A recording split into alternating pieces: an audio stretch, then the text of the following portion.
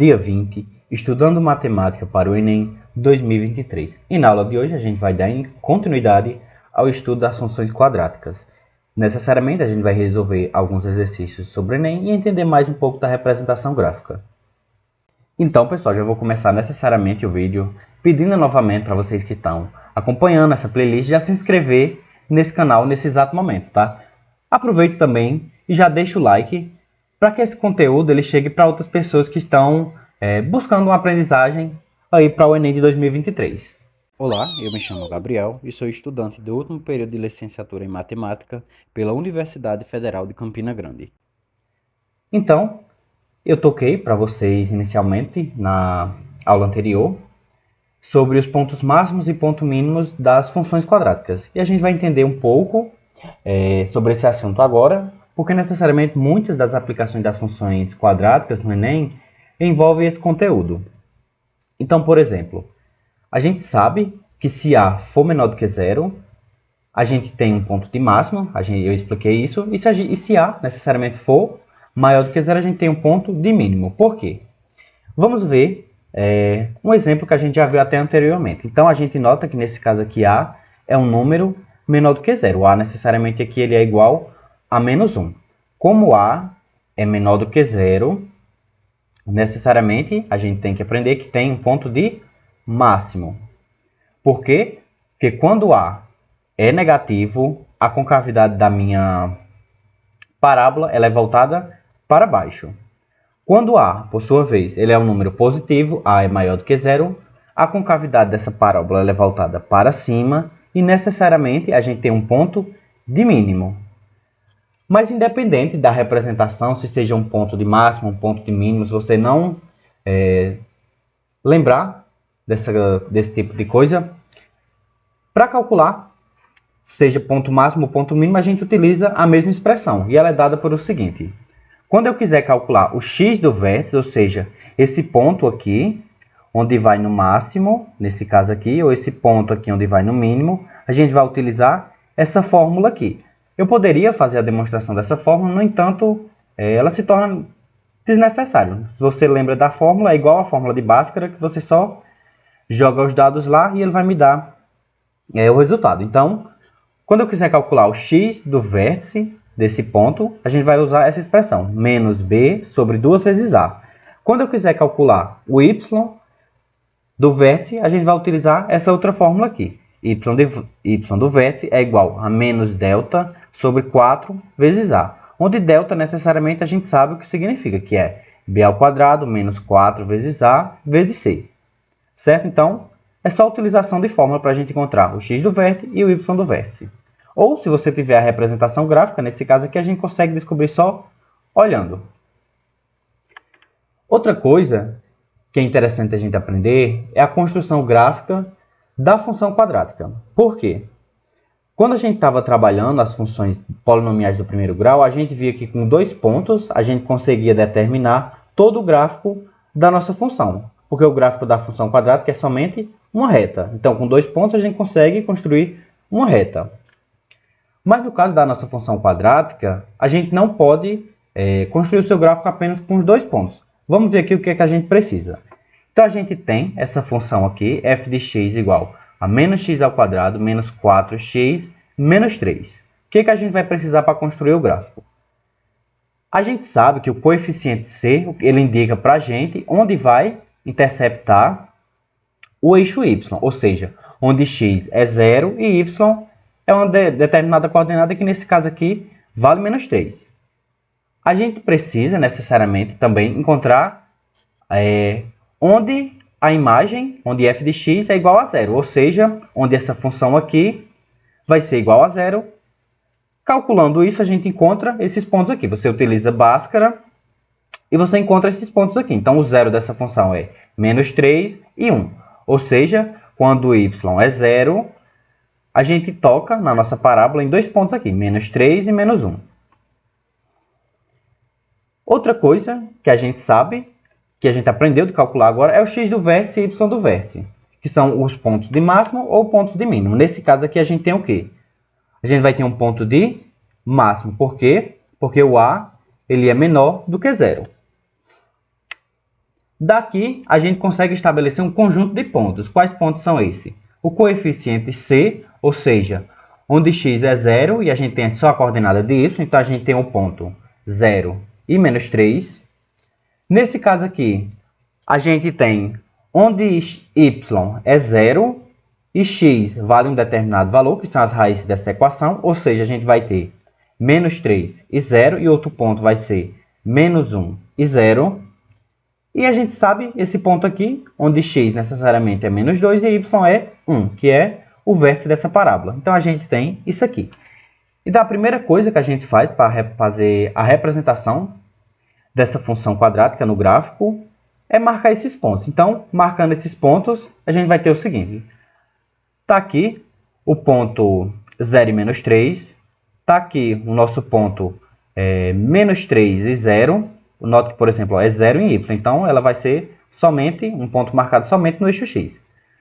A gente tem outro ponto, menos 1 e 0, está aqui o meu ponto, ó, menos 1 em x e 0 em y. E a gente tem um ponto, menos 2 em x, está aqui, menos 2 em x e 1 em y. O que a gente faz agora? A gente só interliga esses pontos. Entretanto, a gente não pode ligar esses pontos fazendo aqui ó, uma reta, porque a gente sabe que a função quadrática, a representação dela é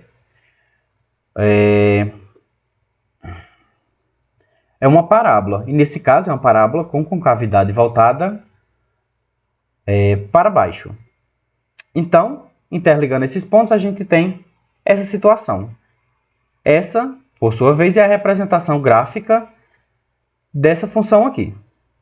Então, tendo visto esses dois assuntos super simples, a gente vai agora resolver algumas questões do Enem.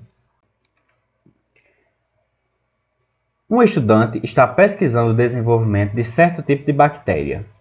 Para essa pesquisa, ele utiliza uma estufa para armazenar as bactérias. A temperatura no interior dessa estufa, em graus Celsius, é dada por essa expressão aqui.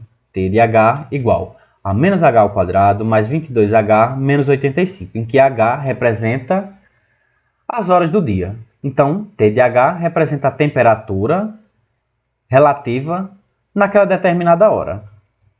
Continuando, sabe-se que o número de bactérias é o maior possível quando a estufa atinge sua temperatura máxima. E nesse momento, deve retirá-las da estufa. A tabela associa intervalos de temperatura em graus Celsius com as classificações muito baixa, baixa, média, alta e muito alta. E está aqui a tabela.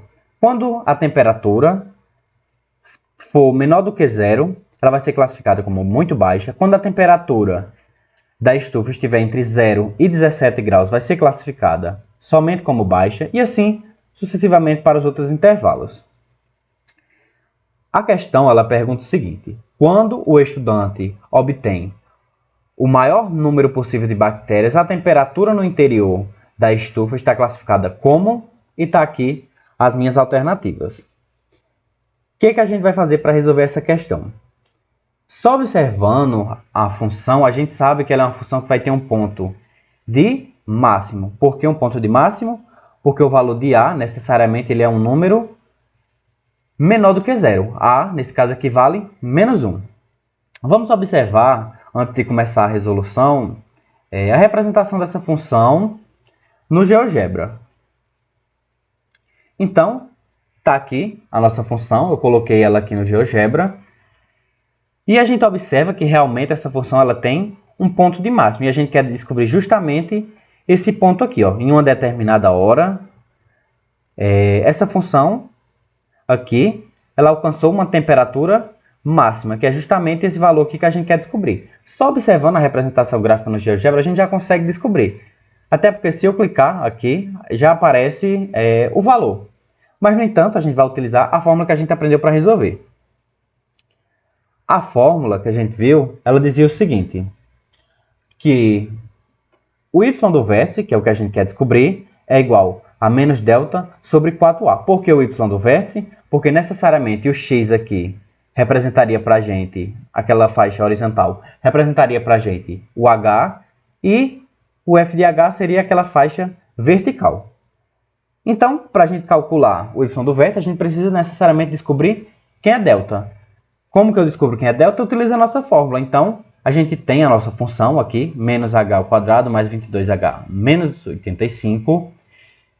A gente começa identificando os coeficientes dessa função. Então, a gente sabe que vale menos 1, b vale 22 e c vale menos 85.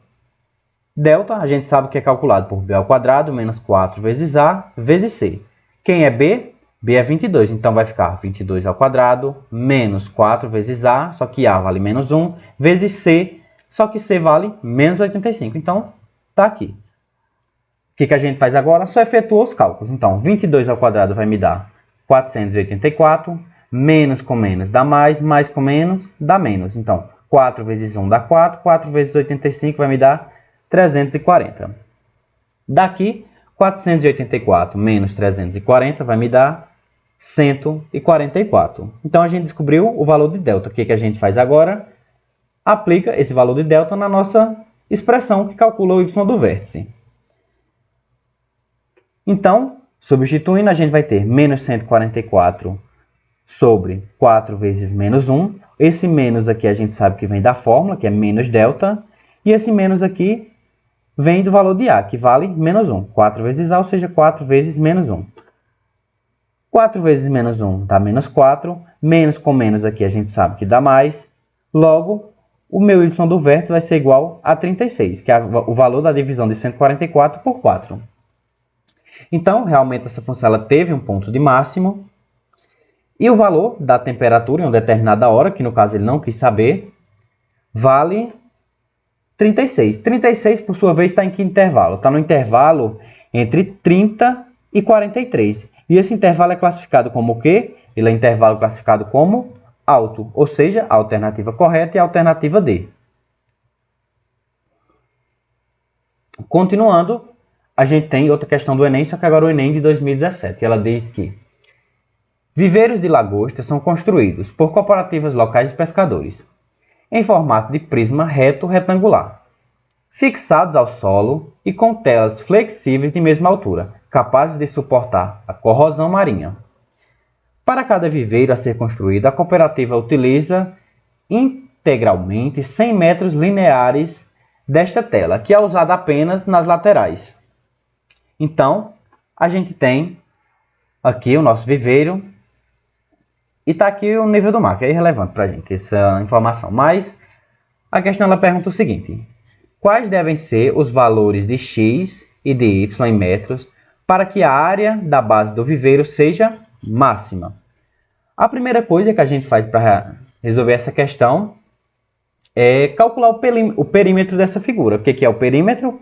O perímetro é a soma dos lados, ou seja, x mais y mais x mais y. Ou, como a gente está vendo aqui, que é a representação de um prisma reto retangular, basta somente a gente multiplicar 2 vezes x e 2 vezes y. E a gente sabe que isso tem que ser igual a quanto? Tem que ser igual a 100 metros.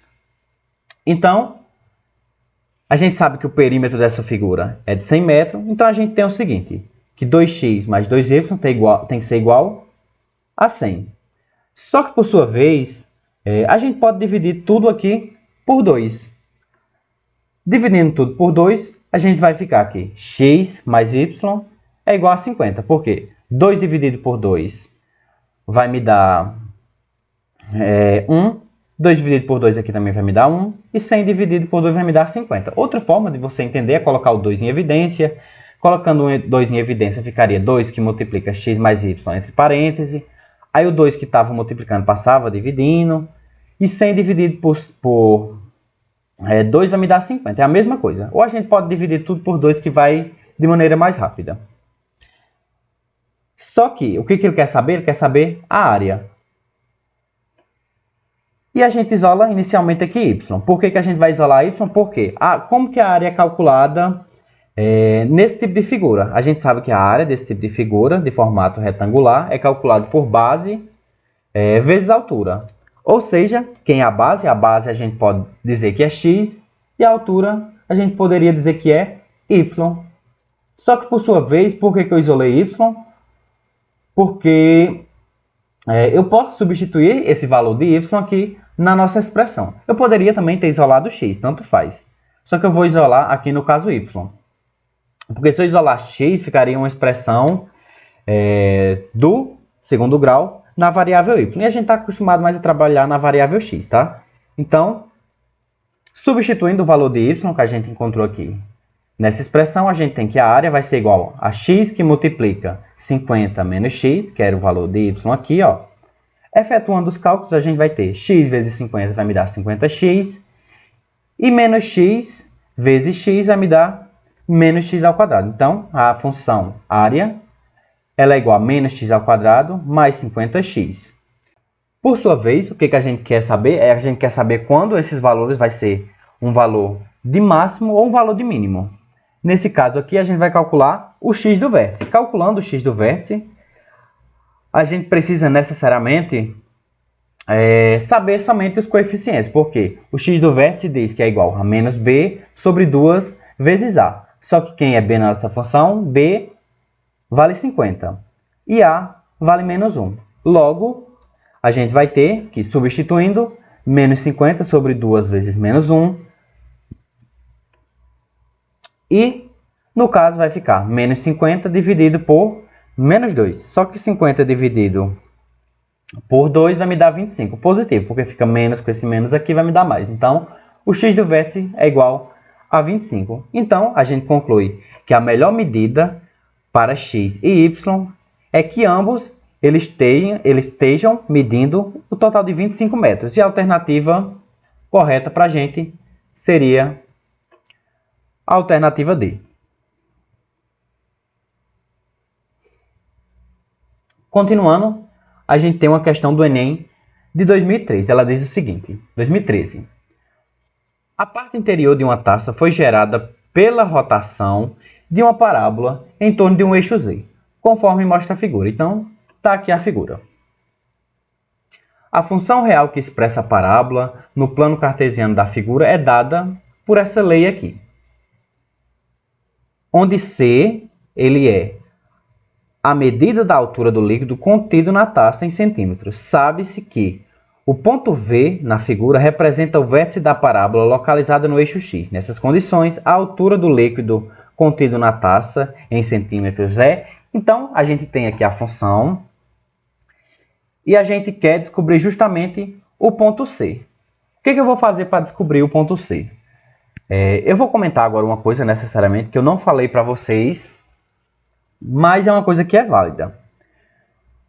Quando na minha parábola ela tocar somente em um ponto aqui no eixo X, que é esse caso aqui que está acontecendo, ela só está tocando aqui nesse ponto, significa necessariamente que o meu delta ele é um número igual a zero. É uma coisa que você tem que sempre lembrar ou decorar. Quando o delta é igual a zero, a minha parábola toca somente em um ponto no eixo X. Quando o delta é maior do que zero, necessariamente a minha função ela tem dois valores reais, ou seja, ela toca em 2 pontos aqui no eixo X. E quando o delta necessariamente ele é um número menor do que zero, ela nem sequer toca no eixo X. Então, a gente sabe que delta ela é igual a zero. Então, delta é calculada por essa expressão aqui, b ao quadrado menos 4 vezes a vezes c. Só que necessariamente a gente sabe os valores de b, a gente sabe os valores de a e a gente sabe o valor de delta. Então, a única coisa que eu preciso aqui, nessa situação, é o valor de c. E os outros restantes dos valores eu tenho. Então, substituindo, a gente vai ter que 0, que é o valor de delta, vai ser igual a menos 6 ao quadrado, que é o valor lá da nossa equação, tá? Eu até esqueci de colocar ela aqui, ó. A para a gente vale 3 sobre 2, b, por sua vez, vale menos 6, e c é o que a gente quer descobrir.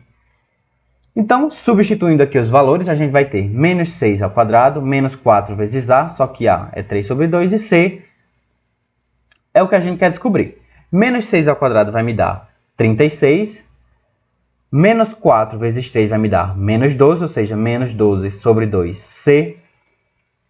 Como a gente quer descobrir o valor de c, a gente isola o c. 12 dividido por 2 vai me dar 6, o c, menos 6 está negativo aqui, passa para o outro lado da equação positivo, então vai ficar aqui 6c é igual a 36, só que o 6 está multiplicando, ele passa dividindo. Então, o c necessariamente é 36 dividido por 6. Só que 36 dividido por 6 vai me dar 6. Ou seja, a alternativa correta para a gente é a alternativa E. Então, nessas condições, a gente conclui que a altura máxima aqui desse líquido é de 6 centímetros. Agora, a última questão desse vídeo, ela diz o seguinte. Um laticínio possui 2 reservatórios de leite. Cada reservatório é abastecido por uma torneira acoplada a um tanque resfriado. O volume, em litros, desses reservatórios depende da quantidade inicial de leite no reservatório e do tempo T, em horas, em que as duas torneiras ficam abertas. Os volumes dos reservatórios são dados pelas funções V1 e V2. Então, está aqui a função V1 e está aqui a função V2. A questão ela pergunta o seguinte. Depois de aberto cada torneira, o volume de leite de um reservatório é igual ao do outro no instante t igual a 0 e também no tempo t igual a. Então, a gente quer saber justamente o tempo em que essas funções V1 e V2 vão ser iguais. O volume desse reservatório vão ser iguais. Então, o que a gente precisa fazer para resolver? É somente igualar a função V1 e a função V2. Então, a função V1 a gente sabe o que representa e a função 2 a gente também sabe o que representa. Então, a gente iguala essas duas funções. Está aqui a minha função V1 e está aqui a minha função V2. O que eu vou fazer? Eu vou pegar e isolar tudo de um lado só da igualdade. Então, o 150 ele vai passar negativo, o 69 também vai passar negativo. Então, vai ficar 250t ao cubo menos 150t ao cubo. Já vou fazendo direto a solução. Vai me dar 100t ao cubo. Daqui eu tenho menos 100t, menos 69t, vai me dar menos 169t. E eu tenho 3.000 aqui e 3.000 aqui. Pela lei do cancelamento, ou passando simplesmente o 3.000 que está positivo para o outro lado da equação negativa, a gente vai ficar 3.000 menos 3.000, que dá igual a 0. Então, a gente tem essa função aqui. A gente tem uma função polinomial do terceiro grau. No entanto, a gente não tem, nesse momento, ferramentas para resolver. Mas a gente pode utilizar o raciocínio lógico para resolver isso. Como que eu resolvo?